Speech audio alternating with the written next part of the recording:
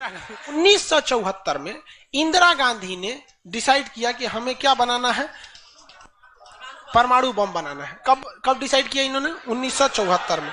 But उस समय हम लोग उतना डेवलप नहीं थे, तो हम लोग यहां पर मई 1974 परमाणु बम का परीक्षण करने के लिए सोचे।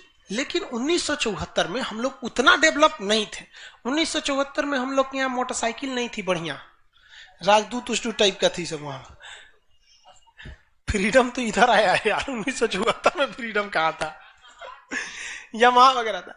यहां पर इन्होंने पोखरण में परमाणु परीक्षण किया, लेकिन गलती से वो उतना सक्सेस नहीं हुआ जितना होना चाहिए था। उस परीक्षण का जो नाम था, उसका नाम था स्माइलिंग बुद्धा। क्या नाम था? स्माइलिंग बुद्धा। तो हो गया बात वही, भड़कइबो किए लोग, फूस दे करके रह गया, पकड़ा गए हम लोग। अब अमेरिका हम लोग पे दबाव बना दिया। अमेरिका ने एक नियम बना दिया, सीटीबीटी और CTBT, comprehensive test ban treaty. कोई भी व्यक्ति परमाणु बम का परीक्षण नहीं कर सकता है, और बैन लगा दिया। ना आपको जल पे परीक्षण करने देंगे, ना थल पर परीक्षण करने देंगे, ना हवा में परीक्षण करने देंगे, पूरा बैन लगा दिया। और एनएसजी बना दिया, national supplier group, nuclear supplier group, कि कोई भी देश भारत को मतलब यूरेनियम नहीं देगा। तो हम लोग के पास यूरेनियम नहीं था, चोरी छुपे हम लोग यूरेनियम मंगाते भी तो सीटीबीटी था, परीक्षण करने नहीं देगा। भारत ना एनएसजी को माना है, ना सीटीबीटी को माना है। और एनपीटी लगा दिया, न्यूक्लियर नॉन प्रोफिलरेशन ट्रीटी, नाभिकीय अप्रसार संधि, की कोई भी देश दूसरे देश को मतलब टेक्नोलॉजी नहीं बेचेगा कि परमाणु बम बनता कैसे। मतलब साला चोट्टा चारों ओर से घेर दिया। कभी कभी गरिया देते हैं यार, क्या हम मशीन थोड़े हैं कि जो सेट कर दिए वही बोलेंगे। देश पे बात आती है तो हम सब भुला जाते हैं। तू दोस्त है, ट्रम्प है कि बाइडेन है, सोच रहा बाहर में जा तू कोनो चीज हो। यहाँ पहले हमको मतलब तुम बनाओ परमाणु बम, कोई दिक्कत नहीं, हम लोग दिवाली वाला धुकधुकुआ बनाएंगे। मतलब एनपीटी क्या कहता है? न्यूक्लियर नॉन प्रोफिलरेशन ट्रीटी, नाभिकीय अप्रसार संधि, कि कोई देश दूसरे देश को परमाणु टेक्नोलॉजी नहीं देगा।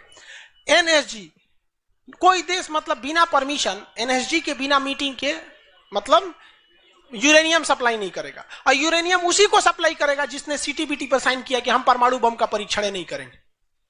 जी भाई साहब, परीक्षा माने बम बना के क्या कर लेंगे? मान के चलिए हमारे पास टेक्नोलॉजी आ गया, ठीक है, और एनएसजी से हम सप्लाई करके यूरेनियम भी ले लिए। एनपीटी कहता है बम परीक्षण नहीं करने देंगे। तो भाई बना के रखने से थोड़े होता है, एक बार पटके वो काम कर रहा है कि नहीं, पता चला बना के रख लिए, युद्ध में पटके तो धुआं दे के रह गया। तो एक बार परीक्षण मतलब चारों ओर से हम लोग को घेर दिया था।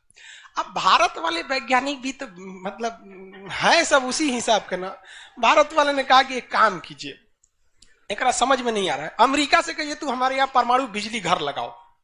तो इंदिरा गांधी थी ना, अमेरिका को फुसला दी, कही कि देखिए ना, गुजरात में हमारा तारापुर जगह है, वहां परमाणु बिजली घर लगाना है, उसमें बिजली बनेगा, लाइट बत्ती जलेगा, आप बिजली घर लगाइए। सुने हैं कि 300 करोड़ का खर्चा आता है, जबकि 200 करोड़ का खर्चा आता था।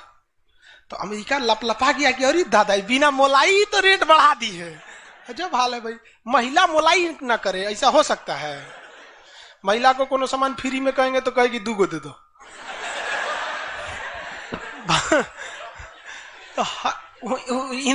अमेरिका ने सहयोग कर दिया, हाँ हाँ हम पूरा परमाणु बिजली घर बना देंगे, बिजली बनेगा, आपके यहाँ भुक भुक वाला लाइट जलेगा एकदम। तारापुर में 1972 में बिजली घर लगा दिया। अब बिजली घर चलेगा कैसे? इंदिरा गांधी का हमें यहाँ यूरेनियम नहीं है, एक काम कीजिए, जो बिजली घर लगा है ना उखाड़ के ले जाइए, अपना ठेका कैंसिल का। अरे पगली कही के तो पैसा दे, तो पैसा कौन ची का, ये तू कौन सी तू बनी ले एनएसजी कि हम यूरेनियम नहीं देंगे? कहा अच्छा तुमको दे देंगे, कोई दिक्कत नहीं। अब वो यूरेनियम लिया था हमें बिजली घर में भड़काने के लिए। अरे भैया तू ले आओ ना, हम लोग ने डिसाइड करेंगे इसको भड़काना किधर है। इधर आया 1972 में तारापुर में, उधर तैयारी चल रही थी 1974 में। हम लोग ने उसमें से निकाल के इसमें भड़का दिया। बाद में पता चला गलती हो गया, अमेरिका होशियार निकला, जो यूरेनियम बिजली घर में लगता है वो 20% इनरीच रहता है, अब परमाणु बम में 80% इनरीच चाहिए होता है। हमसे गलती हो गया, ससुरा जातो गया भातो ना मिला। भड़काइयो दिए, बदनामो हो गए लोग, और सब सतर्क हो गया, सब हरक गया, सब देहात में बोला जाता है ना, हरक गया सब। ले भाई, हम लोग को पता नहीं था जो हम लोग वो कच्चे मसाला पे भड़का दिए थे लोग। अब क्या हो, इस सब 75 को नियम लगा दिया, हम लोग को कोई देता ही नहीं था। तो बस अब भारत में वैज्ञानिक, इंदिरा गांधी ने प्रोग्राम को कैंसिल नहीं किया, कहा कि बनाइए। अब भारत में धीरे धीरे आगे गए, एक से एक वैज्ञानिक मिल गए सब। उसमें एक चिदम्बरम थे, बहुत मशहूर वैज्ञानिक, और उसके बाद मिल गए हमारे एपीजे अब्दुल कलाम, सोने पे सुहागा। इन्होंने परमाणु बम बनाने की पूरी तैयारी कर ली। अब तब तक लेकिन कोई भी प्रधानमंत्री डरे उन लोग को खुली छूटे नहीं देता था कि परमाणु भड़काइए, क्योंकि अगर फूस हो गया, देखिए भड़क के सक्सेस हो गया तो किसी के बाप की औकात नहीं फिर कुछ बोले। भड़का दीजिए उसको, उसके बाद कौन सी बोलता है, ले आओ रे, ले आओ तो कौन सी है नहीं। लेकिन अगर भड़काए और फूस कर गया तब तो पिटा जाएंगे। जापान पर परमाणु बम मार दिया था अमेरिका, जापान चुपचाप देख लिया था। जापान के पास परमाणु बम रहता ना, अरे बाप रे बाप, उनको तो दिखाया रहता, जापान वो मारा रहता ना जिसका कोई हद नहीं। मजबूरी हो गई थी। तो भारत के सामने यही रास्ता था कि भैया अगर भड़का दिए और अगर सक्सेस नहीं हुआ तो इस बार माफी मिलने वाला नहीं है, क्योंकि 1974 में एक बार माफ कर दिया था। लेकिन अटल बिहारी वाजपेयी का जब नेतृत्व आया प्रधानमंत्री का, तो अटल बिहारी वाजपेयी ने कह दिया था भैया कुछ भी हो जाए, कुछ भी हो जाए, हमारा देश रहना चाहिए। आज के नेता रियलिटी बताते हैं। अटल, हम और आप उस पीढ़ी में से हैं जिन्होंने एक साथ दो महापुरुष को अपने देश में देखा, राष्ट्रपति के रूप में एपीजे अब्दुल कलाम और प्रधानमंत्री के रूप में अटल बिहारी वाजपेयी। और यह सौभाग्य पृथ्वी पर अब किसी को नहीं मिलने वाला है, क्योंकि ये ऐसे लोग थे जिनका अपना परिवार बाल बच्चा कुछ नहीं, देश ही समझा मतलब देश है यहाँ पे, और कुछ नहीं। यहाँ पे गलवान में चीन घुसा है ना, चोट्टा अटल बिहारी वाजपेयी रहते तो बता रहे, तो दिखने में बुढ़ा थे अटल बिहारी वाजपेयी। यहाँ पे बड़े बड़े जवान लोग का छक्का छुड़ा देते थे बॉर्डर पे। उन्होंने खुला छूट दिया एपीजे अब्दुल कलाम को, कहा कि आपको हमारे परमिशन की जरूरत ही नहीं है, आपको जो करना है करिए, हमको नहीं, हमको बस परमाणु बम चाहिए, हमारी सरकार रहे चाहे सरकार गिर जाए। और रियलिटी में है, भारत में अटल बिहारी वाजपेयी अगर परमाणु परीक्षण न करते तो भारत पर अमेरिका सैंक्शन नहीं लगाया रहता और अटल बिहारी वाजपेयी की सरकार नहीं गिर जाती। लेकिन अगर वो अपनी सरकार को सोचते तो कोई भी शिक्षक मंच पर खड़ा होकर किसी प्रधानमंत्री का खुलेआम तारीफ नहीं कर सकता, वरना कितने प्रधानमंत्री आए, कितने गए, किसी के लिए शब्द नहीं निकलता है। तो इतिहास हमेशा याद रखिएगा, आपको न्यौछावर करना पड़ेगा। यहाँ पर ऐसे चमचागिरी करने से किसी का नाम लेता आदमी, लेकिन विरोधी भी जिनका नाम लेते हैं ऐसे महापुरुष थे अटल बिहारी वाजपेयी, एपीजे अब्दुल कलाम। कोई है जो गिरियाएगा? हाँ, उसे जो अपने बेचारा शर्मा जाएगा, किसको बोल रहे। उन्होंने खुला छूट दिया और कहा कि जो करना है करिए। एपीजे अब्दुल कलाम कहे ठीक है, लेकिन अमेरिका को पता चल गया कि सोचा एपीजे अब्दुल कलाम चल गया वहां, ये पक्का सफल कर देगा, तो उसने उसके ऊपर ना सैटेलाइट छोड़ दिया। अमेरिका से सैटेलाइट छोड़ा और भारत के ऊपर निगरानी करने के लिए। अब यही गलती कर दिया अमेरिका से सुना। एपीजे अब्दुल कलाम को फुसलाने के लिए नासा बुलाया, आइए ना, आइए नासा आइए।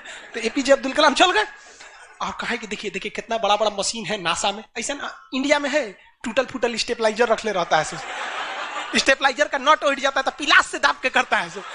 कहा वहां वैज्ञानिक बने, यहाँ आइए, हम आपको नासा का हेड बना देंगे। यहाँ पर कहा कि ठीक है, हम नासा का हेड हम क्या करेंगे, हमारा कौन है, ना बाल बच्चा ना कुछ, एक को चीज है मेरे लिए, मेरा दुनिया में कुछ नहीं है, केवल और केवल मेरी भारत माँ है, आप वो भी छीन लेंगे हमसे, ऐसा थोड़े हो सकता है। उन्होंने कहा नहीं, और यहीं से चुरा उससे गलती हो गया। वहीं पर उन्होंने देख लिया था कि अमेरिका ने भारत के ऊपर क्या लगा रखा है, सैटेलाइट मॉनिटरिंग के लिए, और वहां पे उसने अमेरिका की सबसे बड़ी गलती हो गई। यहां आने के बाद उन्होंने बता दिया, देख भैया हम जो काम कर रहे हैं ना, सारा अमेरिका क्या कर रहा है, सैटेलाइट से देख रहा है। तो सब वैज्ञानिक का असर ले, भड़काने से पहले तैयारी करना पड़ता है 1.5-2 महीना की। अब क्या किया जाए, तो कहेगी देखो भाई, इस अमेरिका की जो सैटेलाइट जाता है ना, दोबारा घूम के आने में ना लगभग 1-1.5 घंटा का गैप हो जाता है। इसी बीच में जो करना है करो। कहा कि 1.5 घंटा में कौन सी करेंगे। तो अटल बिहारी वाजपेयी ने खुला छूट दिया था किसको, एपीजे अब्दुल कलाम। एपीजे अब्दुल कलाम ने कह दिया ना कि एक काम कीजिए, ऐलान कर दीजिए कि यहाँ मिलिट्री एक्सरसाइज होने जा रहा है, सेना यहाँ युद्ध अभ्यास करेगी, कैसे युद्ध लिया जाता है, एकदम ओरिजिनल युद्ध का मैदान। अब युद्ध में कहीं घर बन रहा है तो कोई पूछ रहा है काहे लिए बन रहा है, तो इसी पे जब बम मार के प्रैक्टिस करेंगे। घर नहीं बन रहा था, वो इसलिए बन रहा था कि परमाणु बम कितना खतरनाक होगा। लोगों को लगा कि फौज इस पे मार के देखेगी कितना तबाही मचा रहा है। अरे भाई साहब बकलोल, वो तैयारी अब्दुल कलाम ने करवा रहे थे कि जब फोड़ेंगे तो देखेंगे कि घरवा उधिया रहा है कि नहीं। तो लोगों को लगा हम मिलिट्री एक्सरसाइज कर रही है, सब चीज काम हो गया। लेकिन अमेरिका को कहीं ना कहीं भनक लग गया, क्योंकि हर घर में सतयुग से कलयुग तक साले विभीषण हर जगह मिलते हैं। भारत में कोनो जाके कह दिया वहां पर तो भनक लग गया, तो अमेरिका ने उस सैटेलाइट की टाइमिंग घटा दी। अब जो घंटों का गैप रहता था वो चंद मिनटों का गैप रह गया, 20-20 मिनट का गैप रहता था, लेकिन इन लोगों ने अपना काम निपटा के रख दिया था। लेकिन समस्या ये थी ना कि सब चीज तो बन के रेडी हो गया, हर चीज रेडी हो गया, लेकिन अगर परमाणु बम फोड़े और फूस दे करके रह गया, समस्या यही थी। भड़क गया तो टेंशन ही नहीं था। तब क्या किया गया, सैटेलाइट हुआ तो रहेगा, तो अटल बिहारी वाजपेयी का पूरा छूट था, एपीजे अब्दुल कलाम को इनको टेंशन ही नहीं था। उन्होंने कह दिया अटल बिहारी वाजपेयी से कि ये काम करते हैं हम अब आ गया, हम मई में इसका बम फोड़ देंगे कोनो दिन में, 9 तारीख चाहे 11 तारीख कोनो दिन हम फोड़ देंगे। तो कहें कि भाई आपको जो करना है करिए ना, हमको मत बताइए, हमको बस परमाणु बम चाहिए, बाकी अमेरिका कौन चीज करेगा हम देख लेंगे यहाँ पर। तो अटल बिहारी वाजपेयी से खुला छूट मिल गया। अब इन्होंने 9 मई 1998 डेट क्या कर दिया, डिसाइड कर, 2 दिन किया था, एक 9 मई को भी, फिर 11 मई को। पहले 11 मई 1998 शक्ति 98 कोड नाम था।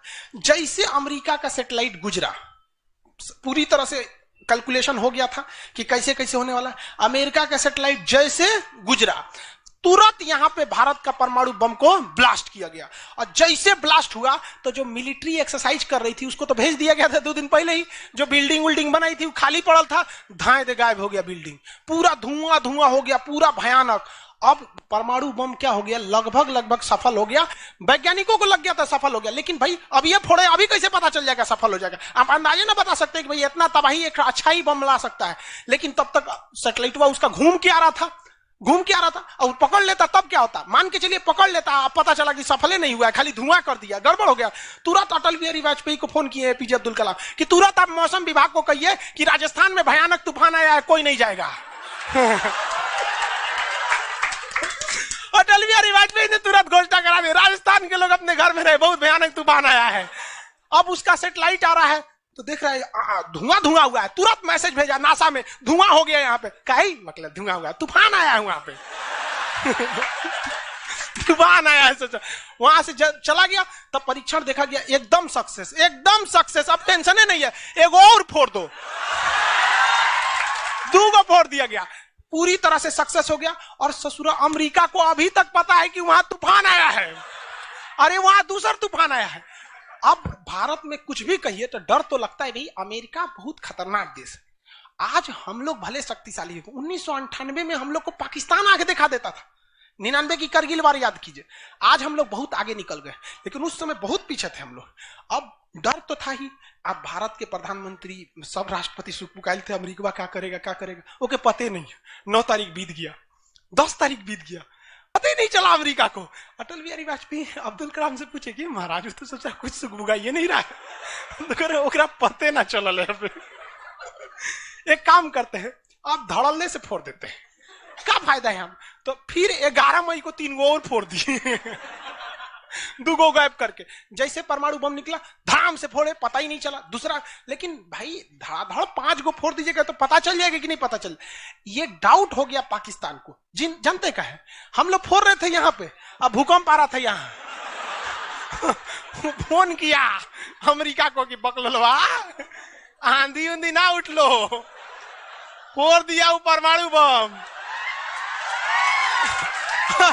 अमेरिका ससुरा माथा फोड़ रहा है अपना, कह रहा है कि अब क्या करें हम। यहाँ पे नासा वालन को गरियाया, गिरे चोट्टा कहीं का, तू लोग को सैटेलाइट लगाओ, आई लगाओ। वहां पे कौन चीज देख रहा था लोग वहां पे, कह रहा कि हम तो बोलबे किए थे कि उधर दुका उठाया था, अपने ना बोल रहे थे कि आंधी उठल है वहां पे। अमेरिका आग बबूला हो गया, और तुरंत अमेरिका का प्रतिक्रिया आया कि भारत को इसका बहुत भारी कीमत चुकानी पड़ेगी। तो भाई जिसकी कीमत भारी ना हो उसे चुकाने में मजा क्या है। और अमेरिका ने खुलेआम भारत को लड़का दिया कि अमेरिका कभी भी इस बात को स्वीकार नहीं करेगा कि भारत एक परमाणु संपन्न देश है। भारत को कभी भी अमेरिका इस बात की मान्यता नहीं देगा। अटल बिहारी वाजपेयी ने भी कॉन्फ्रेंस तुरंत मीडिया के सामने आए और कहे कि जो चीज हमारे पास है उसके लिए हमें किसी के प्रमाण की कोई आवश्यकता नहीं है, और जिस देश को यह लगता है कि हमारे पास परमाणु बम नहीं है या जिन देश को हम पर शक है वो आ जाना युद्ध के मैदान में, बताएंगे है कि नहीं है। यहाँ पे अब पूरी तरह तबाह हो गया। यहाँ पे अब अमेरिका माथा पीटते रह गया। अमेरिका ने आदेश दिया अपनी सेना को कि तैयार रहो।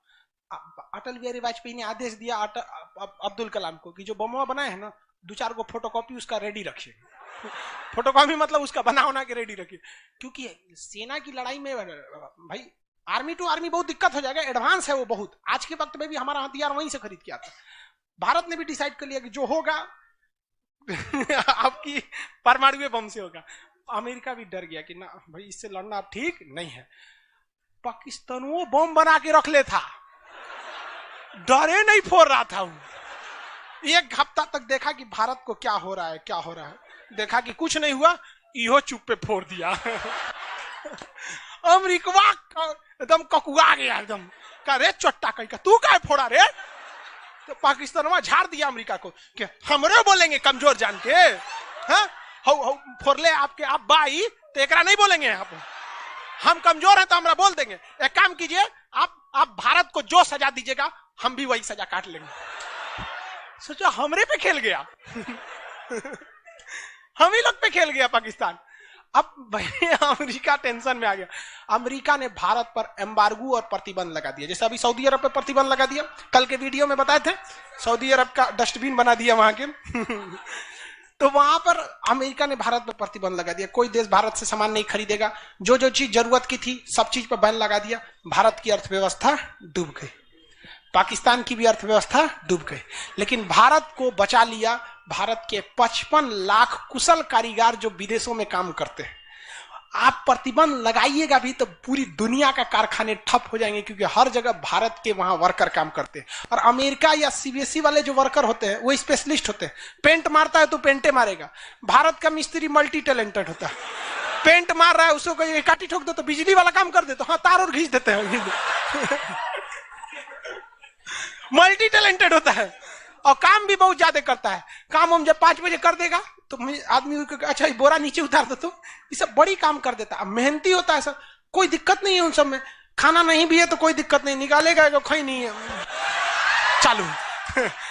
तो पूरी दुनिया से भारत को पैसे आ रहे थे, पूरी दुनिया भारत में क्या, भारत के हजारों वर्कर लाखों काम कर रहे थे, भारत में पैसा आ रहा था, तो हमारी अर्थव्यवस्था पे उतना भयानक प्रभाव नहीं पड़ा। लेकिन पाकिस्तान की अर्थव्यवस्था तबाह हो गई। इसकी यहाँ के कोई वर्कर को ले भी नहीं जाता है। अरे चोटा कब मार करेगा कोई ठीक है नहीं है यहाँ पर। ये सब इतने बड़े बैल होते हैं सब पाकिस्तान वाला। अगर पाकिस्तान के एक मोहल्ला से 5 आदमी विदेश गया है ना, वहां अच्छा से हंसी खेसी ड्यूटी कर रहा है, अगर उसके परिवार में यहाँ झगड़ा होगा ना तो दोनों हुआ झगड़ा कर लेगा सर, तो अब्बा काहे मर लो हमरी खाला को हुआ मार कर ले। उसकी अर्थव्यवस्था पूरी तरह से बर्बाद हो गई। अब पाकिस्तान के साथ अजीब सी दिक्कत था, अमेरिका अर्थव्यवस्था बर्बाद कर दिया, लेकिन पाकिस्तान भाई साहब हरामियों में नोबेल पुरस्कार मिलता तो हर साल यही लाता। इसने कहा कि एक काम करते हैं, अमेरिका ने हमको ऐसा बर्बाद किया है कि परमाणु बम होने के बावजूद हम तड़प के रह जा रहे हैं, हम भी अमेरिका को तड़पाएंगे। यह कहता है ना कि हम किसी से खरीद नहीं सकते हैं, व्यापार नहीं कर सकते, एक काम कर बेचते हैं। सजरा उत्तरी कोरिया को बेच दिया, किंग जोंग पगला को देखे उसका टेक्नोलॉजी पाकिस्तान दिया है, सद्दाम हुसैन को, ईरान को, सबको बेचने लगा। कि सारा थ्योरी ले आके देखता था कि देखिए ऐसे ऐसे परमाणु बम बनता है, लीजिए 20 करोड़ दीजिए जाइए। अब अगला हिसाब 1 महीना तो काटेगा आदमी, अगला हिसाब देखे। अमेरिका कर रहा है पाकिस्तान में चोट्टा क्या कर रहा है, क्या कर रहा है, मरे हम भूखे मरे, आप प्रतिबंध हटा दीजिए नहीं तो हम इसको फेसबुक पे डाल देंगे।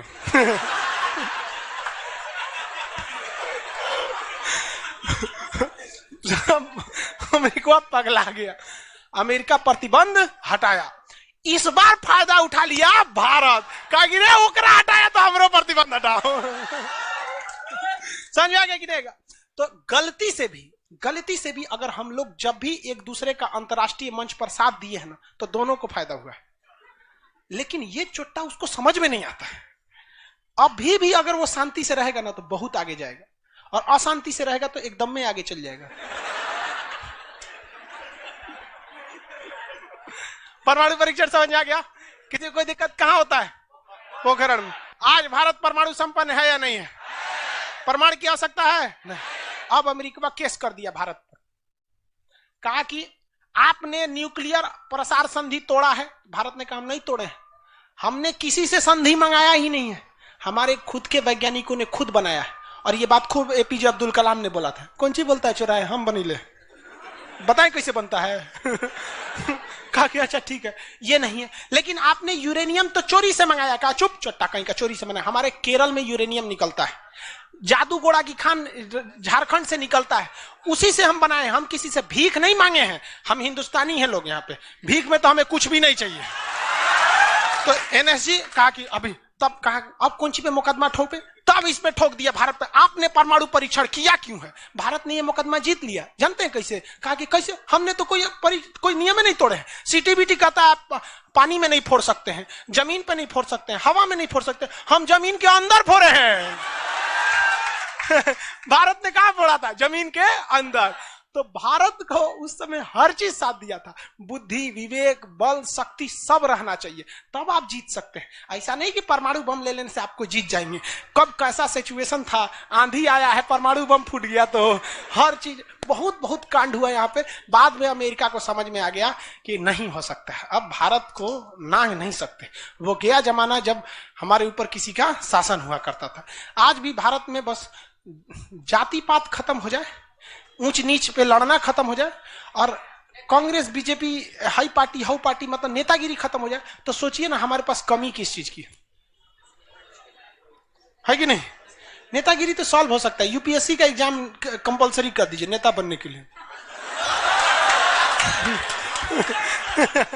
काम खत्म, तुरंत खत्म हो जाएगा काम। आप इसको समझ में आ गया कि नहीं? लाइव वाले सब लोग समझ में आ गया? अब आगे कल समझेंगे लोग। आज के